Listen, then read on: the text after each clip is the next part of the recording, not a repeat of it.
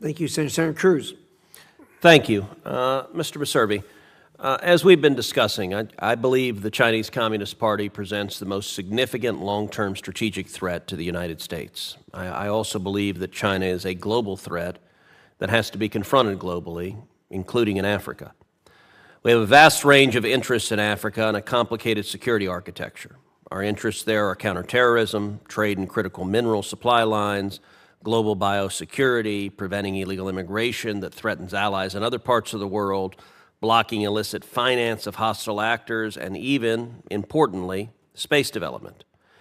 And across Africa, again and again, the Chinese have exploited local political, economic, and sometimes even cultural conditions to undermine American national security interests. Sometimes they do it by securing bilateral and multilateral agreements that block American goals. Other times they do it by creating instability, but they are actively doing it. Talk a little bit about the specific tactics that China is using in East Africa and the Horn, and what are the specific conditions they are exploiting? Welcome back to Right View Nation, the home of bold truth, unapologetic patriotism, and the voice the mainstream media doesn't want you to hear. Today, we're diving into something the globalist elites and career bureaucrats don't want you to pay attention to: China's aggressive power grab in Africa.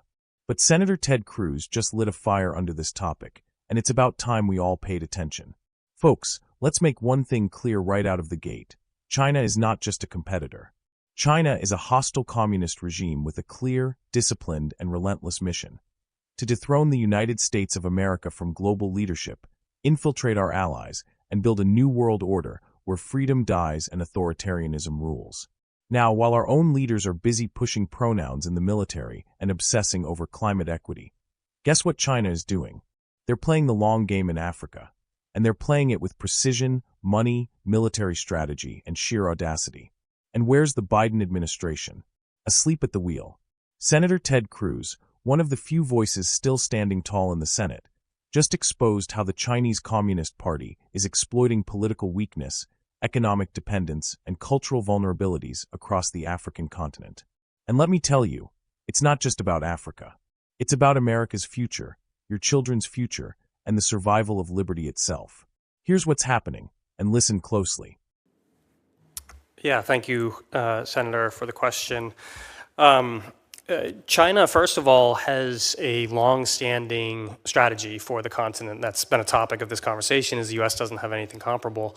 And they are highly disciplined about implementing it. So that's sort of the foundation of what they're doing.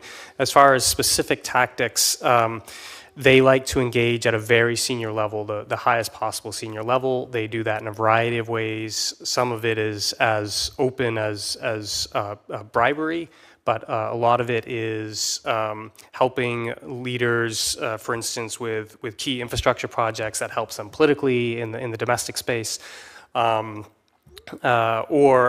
just expressing solidarity. That rhetoric is important. But even the diplomatic exchanges, they engage, as I said, at a very high level, but they do it constantly as well. I referenced in my opening remarks over 100 visits from senior Chinese officials to this area. So they engage at a much higher tempo and at a much more senior level than U.S. Diplomats do. So those are some of the specific tactics that they use, but they're not unique to East Africa. They use them across the continent to great effect. And then easy money loans, very important to their strategy. Investment, trade agreements. We're seeing more and more free trade agreements where these so-called green lanes, where they're preferential access to the Chinese market for agricultural goods. So it's genuinely a wide array of tactics that are grounded in a long-term strategy. And how has Chinese involvement impacted the ongoing conflicts in the region? Yeah, so I think usually China actually prefers stability because that facilitates what they're trying to do in other areas. They generally try to stay out of these types of things. we have seen some sort of, I would argue, weak diplomatic efforts from the Chinese. They do have a special envoy for the region who occasionally goes and talks to the various leaders, but I don't think anything substantive comes of it. And they do contribute to peacekeeping operations, but that's much more, I would argue, about them building both diplomatic heft, but also capabilities for and experience for the troops in these types of austere environments where they're often put. So I think they are not nearly as helpful as they could be. I think where they actively are negative are the Chinese weapons that flow through the area. Back in the original Sudan civil war, they armed the Omar al-Bashir regime, which was genociding Darfuris at the time. They armed both Ethiopia and Eritrea during their border war in the late 1990s. And Chinese weapons continue to flood the area. We're seeing Chinese bombs and other things, probably re-exported from UAE, show up in Sudan.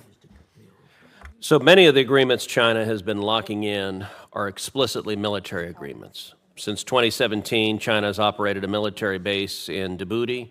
The CCP Beijing is actively working to deepen ties across the region to secure greater access to the Red Sea and key maritime routes. Describe the nature of China's specifically military cooperation in the Horn. So you referenced the flagship, which is the Djibouti base, but we have seen a very real uptick in military trainings. So I think it was 2 or 3 years ago the Chinese inaugurated an annual meeting for African defense chiefs. They convene in Beijing. And that has been ongoing, I believe, for 3 years, if I remember correctly. I also referenced in my written testimony the fact that PLA Navy vessels participate in these anti-piracy task forces in the Gulf of Aden. They then will go all around the continent doing port calls, both on the Indian Ocean, but also the Atlantic Ocean side. That's clearly an effort to build blue water naval capabilities that they covet so they can project power into the South China Sea and probably for an eventual invasion of Taiwan. And again, the weapons, so weapons training, deployments, and I already referenced the peacekeeping operations. I would say those are the primary elements. Thank you. Thank you. China is conducting more than 100 senior-level visits to East African nations. That's not diplomacy. That's colonialism with a communist twist. They're greasing the palms of corrupt politicians, building massive infrastructure projects that look like aid, but are actually debt traps, and in exchange, they get access to critical mineral supply lines, military footholds, and UN votes that align with Beijing, not Washington. They're handing out cheap loans like candy, and they're not doing it out of generosity. They're doing it to own ports, own roads, own power grids, and ultimately own influence. Oh, and let's not forget military expansion. Since 2017, they've had a full-blown PLA military base in Djibouti. Not a humanitarian outpost, a military base. Think about that. The Chinese Communist Party has a military base in Africa. And what are we doing? Hosting gender studies seminars at embassies. Let me ask you, America, how the hell did we get here? You know what's more terrifying? China is training African military officers in Beijing every year. This is not some small-scale exchange program. This is indoctrination, preparation, and positioning. And yes, the PLA Navy is out there doing port calls around the entire continent, Indian Ocean, Atlantic Ocean, because they want a blue water navy that can challenge the U.S. Navy in every corner of the globe. And you better believe it. This is about Taiwan, it's about military supremacy, and it's about crushing the American-led world order. They're not just taking territory or buying influence. They're arming tyrants and fueling wars. Remember Sudan? Remember Ethiopia's border war? Chinese weapons were there. And today, those weapons are still flooding into the region, destabilizing entire nations while China smiles for the cameras and pretends to play peacemaker. That's not diplomacy. That's duplicity. And the American people deserve to know the truth. Now, I know what the left will say. Oh, we don't want to be imperialists. Let's just let Africa develop on its own terms. But here's the problem. It's not Africa developing. It's China taking over. This isn't cooperation. This is colonization with contracts and Kalashnikovs. And while we fiddle with diversity metrics and send billions to Ukraine, China is outmaneuvering us on every front, and they're laughing while they do it. But I have a message for Beijing, and for every weak-willed politician enabling this madness. We are Americans. We don't bow to communist regimes. We don't let tyrants take the chessboard while we sit back and shuffle papers. It's time to take a stand.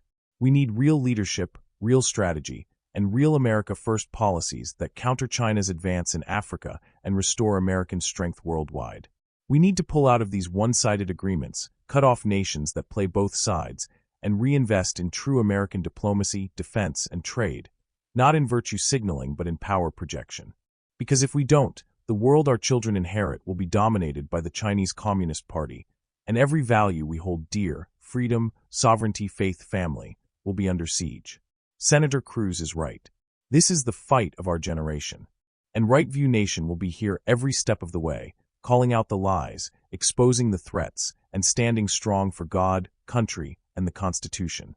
If you're tired of the surrender, tired of the silence, and tired of America taking a back seat while tyrants rise, then smash that like button, subscribe, and share this video with every patriot you know. This is Right View Nation, where truth is not negotiable and freedom is worth fighting for. Stay free, stay bold, and may God bless the United States of America.